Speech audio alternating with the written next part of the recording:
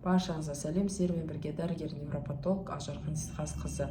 Бүгін сіздермен гипоксиялық ишемиялық энцефалопатия туралы сөйлесетін боламыз. ГИЭ деп қысқаша қысқартып қойып жатады балаларға осы диагнозды. Бұл диагноз қай кезде балаларда болады, қандай факторлардың әсерінен, және де қандай клиникалық көріністер береді, және емі қандай. Осы туралы толығымен мәлімет алатын боласыздар. Алдымен мен каналыма тіркеліп, подписаться деген батырманы басып, уведомление деген значокты басып отырсаңыздар, бірінші болып жаңа видеоларды көріп отырасыздар. Комментариялар жазып, сұрақтарыңызды қойып, каналда активті болыңыздар.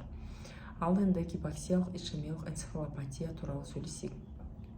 Бұл аты айтып отырғандай, гипоксия дегеніміз оттегінің тапшылығы, ишемия дегеніміз қан тамырдың тарылуы, энцефалопатия дегеніміз ол мидағы өзгерістер.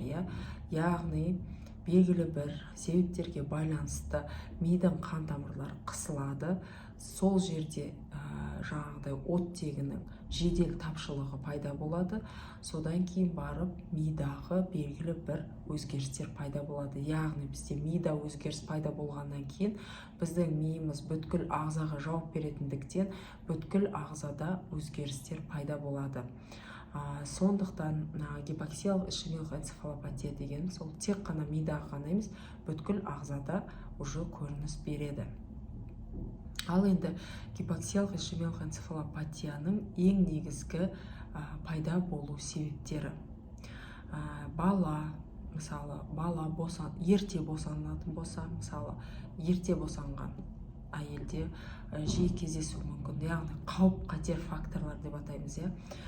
Және де егер жүктілік кезінде белгілі бір темекі, наркотик қабылданған жағдайда, немесе анасында резус фактор болған жағдайда, немесе жүктілік кезінде су өте көп болса, немесе су аз болса, және де қант диабетімен немесе семіздікпен ауырса, анасы давлениесі жоғары болатын болса, яғни преэклампсия, эклампсиямен босанып жататын болса, және де ауыр инфекциялар болса анасында немесе бала туылған кезде анасынан инфекция жұғып, белгілі бір туа пайда болған инфекциямен ауыратын болса, тоже осы факторларға жатады.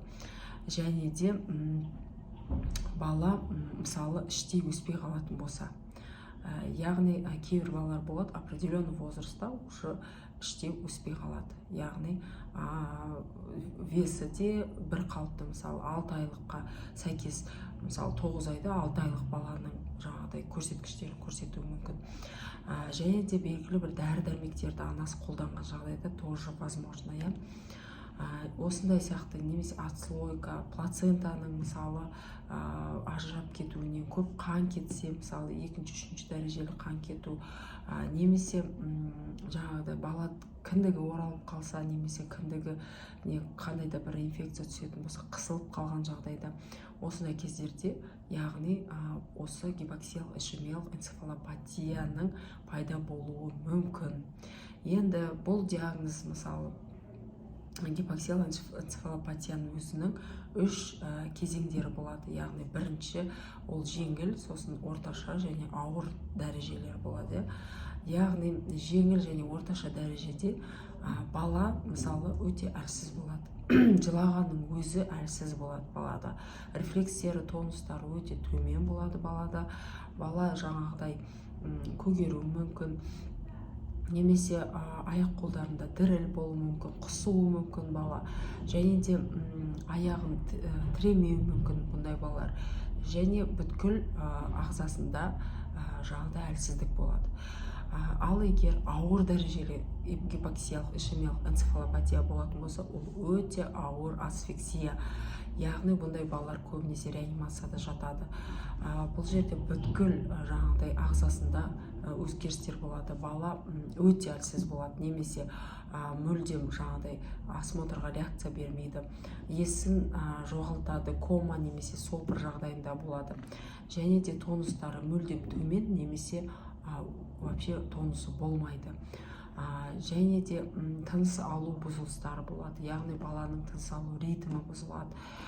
Одан кейін барып құсу мүмкін үлкен мөлшерде, немесе бауыр жол ұлғайып кетеді. Яғни бұл полиорганная недостаточность дейді, яғни бұл ауыр жағдайында балада бүткіл ағзасында жаңағыдай оттек тапшылығынан, ацидоз деген болады. Яғни ацидоз дегеніміз оттек тапшылығынан пайда болатын ағзадағы процесс, метаболизм процестерінің бәрі бұзылысы пайда болады. Содан кейін баланың терісінің түсі өзгереді, көгереді, немесе бозарып мрамор түсті болып кетеді деген сияқты осындай өзгерістер болады. Бұл өте ауыр диагноз, гипоксиялық ишемиялық энцефалопатия екінің біріне қойылмайды.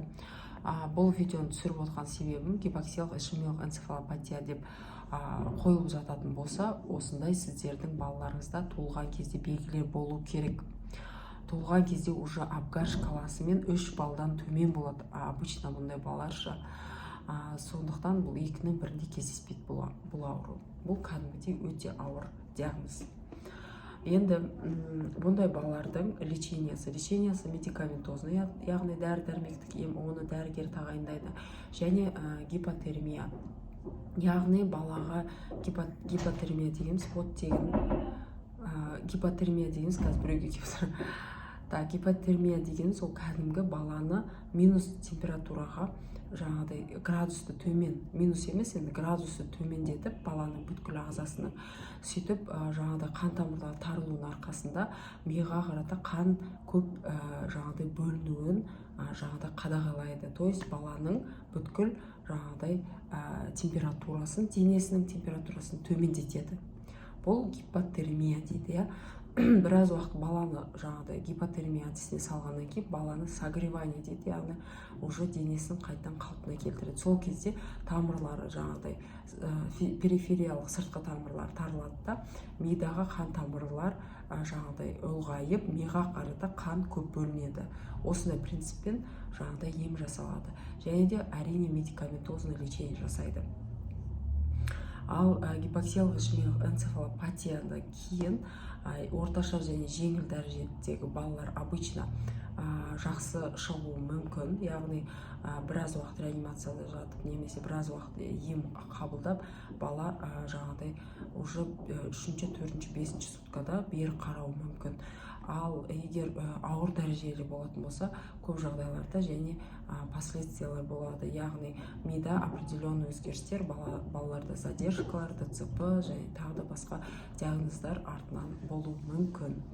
Сондықтан бұл кезде баланың басын УЗИға түсіреді. Балада если ауыр дәрежелі жаңағыдай гипоксиялық ишемиялық энцефалопатия болатын болса, ол уже УЗИда көрініп тұрады.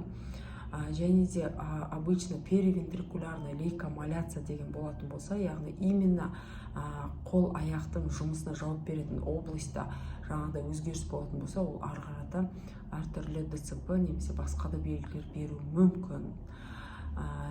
Яғни бұл просто так қойыла салатын диагноз емес.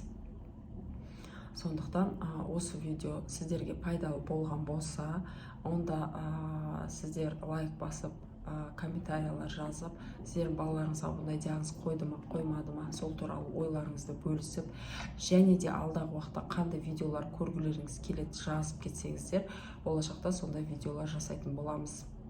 Сіздермен бірге болған дәрігер невропатолог Ақжарқын Сейтқазықызы. Қош сау болыңыздар, ауырмаңыздар.